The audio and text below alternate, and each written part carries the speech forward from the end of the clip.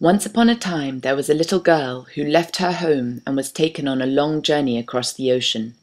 She landed in a city far, far away with huge shiny buildings and sparkling waters to the horizon. It was early in her young life and everything around her was something to be discovered.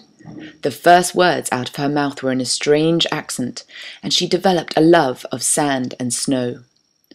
In the years she spent exploring this new place, the girl developed powers previously unknown to her. A kind of camouflage ability was nascent as she sought to acclimatize and embrace the local customs.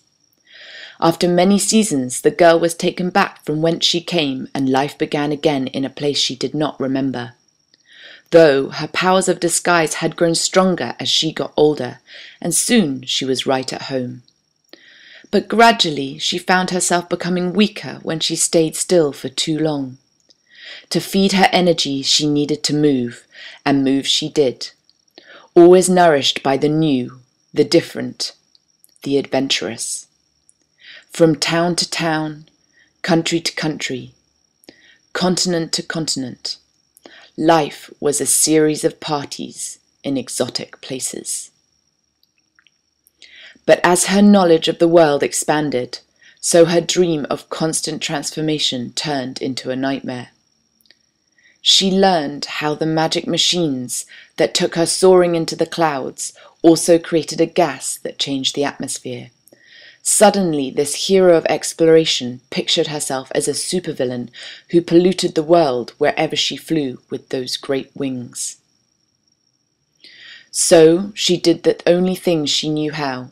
She used her powers to go to the source of the problem, journeying deep into the green forest, to the place where the black energy comes out of the ground. She entered the lair of the real supervillains, who let this black energy poison the most beautiful places on Earth.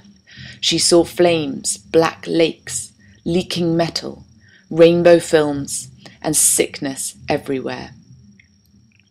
The question she asked herself was how could she use her powers without harming others? And how could she help those who had no power to stop the supervillains devastating their sacred land of plenty? As the girl moves forward on her path, this is her quest. The answer is always just a few steps ahead of her, as she longs to reach her next destination. People know me as the Traveller.